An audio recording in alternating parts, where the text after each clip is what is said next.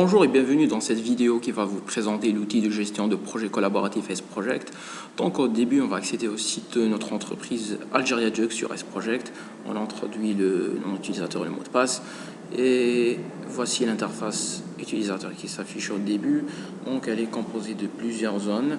On a là-haut la zone d'administration qui permet de configurer les paramètres de notre compte, ajouter d'autres utilisateurs et tout. Voici l'interface aussi, l'interface principale, l'interface des tâches, l'interface des projets. On a aussi un menu contextuel qui contient les principaux fonctionnalités de S-Project, la gestion des projets, gestion des documents, gestion des tâches. En gros, c'est ça, une interface simple et conviviale. On va commencer par le côté administration. Donc voici les détails de notre compte, les modules installés. On va commencer par la gestion d'utilisateurs. Donc on va créer un groupe d'utilisateurs. Par défaut, il y a un seul groupe, le groupe des chargés de projet. Donc on va ajouter d'autres groupes. On va commencer par le groupe développeur Java SE. Donc il va contenir tous les développeurs de notre société de Java SE. On va le sauvegarder. Aussi, on va créer un deuxième groupe développeur Java 2E.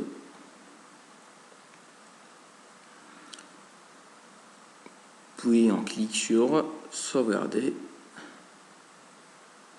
Et voici les deux groupes qui sont créés déjà. On peut les voir. Donc chargé de projet, développeur Java 2E et Java SE. Pour les utilisateurs, donc on va ajouter un nouvel utilisateur. On va commencer par remplir les formulaires, choisir leur photo, donc un nom d'utilisateur pour la connexion, mot de passe, un compte mail, un groupe. On a choisi donc chargé de projet. Les accès, soit administrateur, soit un compte normal. Donc il y a plusieurs paramètres à remplir ici, les notifications, est-ce que l'utilisateur sera notifié s'il y a quelque chose, une modification par exemple dans une tâche et tout, les courriels de rappel, quand est-ce qu'on va lui rappeler. Donc il y a plein d'options là à découvrir ici, les diagrammes de Gantt qu'on va lui envoyer. Donc après ça, on va cliquer sur sauvegarder. Donc on peut voir la liste des utilisateurs créés, leur groupe, leur statut, les emails. Donc cette interface nous permet de voir tous les utilisateurs de notre société. Donc passons ensuite à l'ajout d'un projet. Donc on a deux choix, soit on ajoute un projet à partir d'un modèle existant ou bien on crée un nouveau projet. Donc un modèle, on va créer un projet à partir d'un projet qui existe déjà, ou bien un nouveau projet à partir de zéro. Donc on va dire qu'on va créer un nouveau projet. Le numéro est attribué automatiquement par S-Project, par exemple la réalisation d'une application web Java. Le statut, bien sûr au début c'est à faire, c'est 0%. On remplit aussi l'estimation du temps. On a la date de début du projet, la date fin, le nombre d'heures.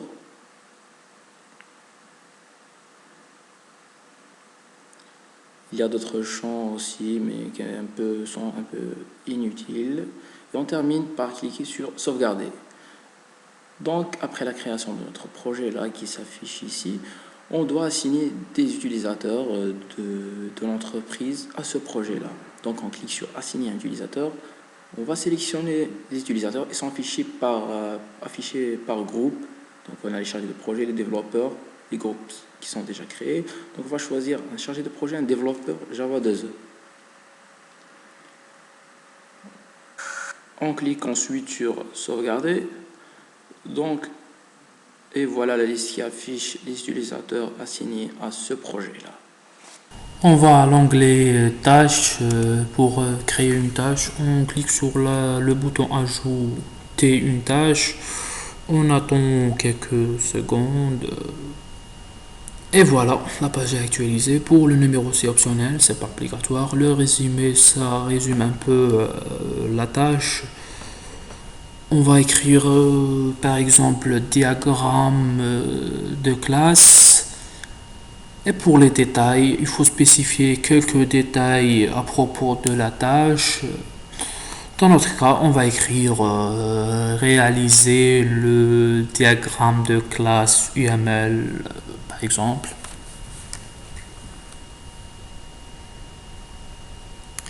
Puis le statut de la tâche, il y a l'état d'avancement de la tâche, dans notre cas c'est 0%, et la tâche c'est à faire ou à valider en traitement, dans notre cas c'est à faire. Et les paramètres, il faut choisir le groupe de la tâche, si c'est un test ou développement, documentation, marketing, c'est pas notre cas, donc on va ajouter un nouveau groupe de tâches qu'on va le nommer conception, et puis on sauvegarde. Puis le type de la tâche, c'est ajout, amélioration, correction, modification ou problème. Dans ce cas, c'est ajout, c'est une nouvelle tâche. Et la priorité, on va choisir normal. Pour l'estimer, si les fins de semaine sont permises, on va cocher, sinon on va pas cocher. On va choisir la date de début et la date de fin.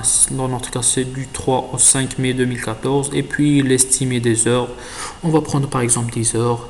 Et pour l'assignation, il y a le diviser les heures ou heures personnalisées. On va choisir heures personnalisées et afficher les noms assignés. On va diviser la tâche entre les deux utilisateurs assignés, Butterbiet et Kamel. Et on va Hanagria comme réviseur. On voit bien que les heures estimées vont être les nouvelles heures qu'on va donner à Butterbiet et Kamel. On va donner à Butterbiet 5 ou plutôt 4 heures et Kamel aussi 4 heures. Donc le nombre d'heures estimées va être 8 heures. Et pour les commentaires, tous les membres d'un groupe peuvent mettre des commentaires. On va mettre un commentaire par exemple à réaliser le plus tôt possible. C'est un exemple. Et voilà, on a fini notre tâche. On peut évidemment sauvegarder. On va cliquer sur le bouton sauvegarder. On attend quelques secondes. Normalement, la tâche va être sauvegardée s'il y aura pas de problème. Hop, on a un problème. La date de début estimée se retrouve au cours d'une fin de semaine. On va régler ce problème. On va modifier la date de début et la date de fin. On va par exemple donner du 5 jusqu'au 7 mai 2014. Et on clique sur sauvegarder.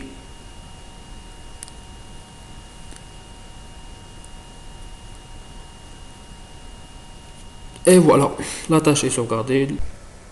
Tout d'abord, on s'authentifie avec un compte utilisateur de l'entreprise, Butterbiet, un développeur de l'entreprise. Dans la page d'accueil, nous pouvons visualiser les tâches assignées. Il y en a une nouvelle tâche. Donc, on rentre dans cette nouvelle tâche. Nous pouvons voir le contenu de cette nouvelle tâche. Nous trouvons le projet, le nombre d'heures, les employés qu'on travaille avec.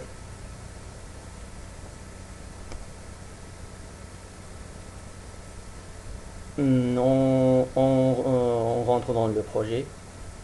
C'est une application, réalisation d'une application avec Java.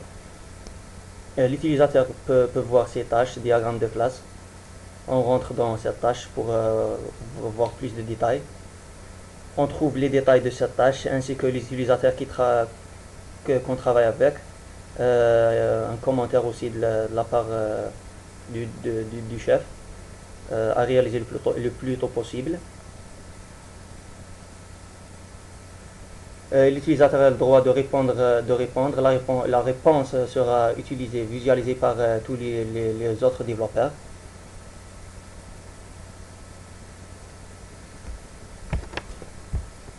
Il y a aussi le temps réel du travail, date début, date fin. L'utilisateur peut modifier le statut du travail. Au début, le travail est à faire, après, il sera en traitement. Pourcentage aussi du travail. Et on mettra à jour. L'avancement du travail va se mettre à jour.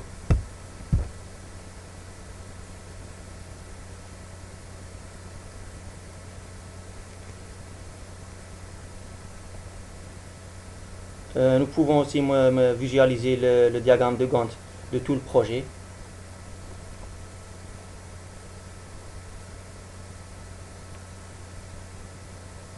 Ici, nous avons une seule tâche qui a été effectuée en mai.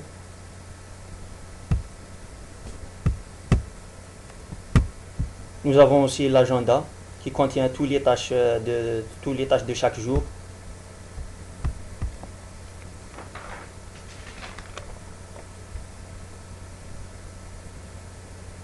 Voilà. Il y a aussi le rapport du temps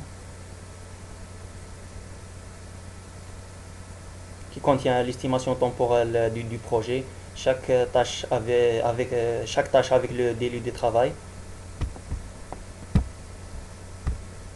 Il y a aussi la gestion des documents. Chaque utilisateur peut ajouter des documents. Bien sûr, chaque utilisateur a un espace de stockage avec la gestion des versions. Par exemple, ici, nous ajoutons deux fichiers. Nous pouvons modifier la version. Les droits d'accès aussi verrouillés ou publics. Nous pouvons aussi notifier des autres utilisateurs. Voilà. Et on sauvegarde. Donc voilà les deux fichiers uploadés.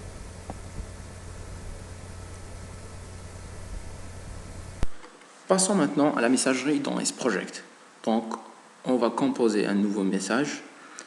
Donc, on est dans le compte de Walid Bouterbiat, un développeur. Donc, on va sélectionner les utilisateurs, par exemple le chef de projet Anagria, ou bien tous les membres d'un projet.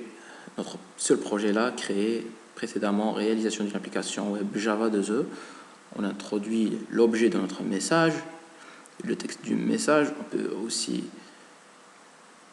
indiquer qu'il faut notifier les utilisateurs, les destinataires par courrier sur leur boîte mail. On va envoyer le message.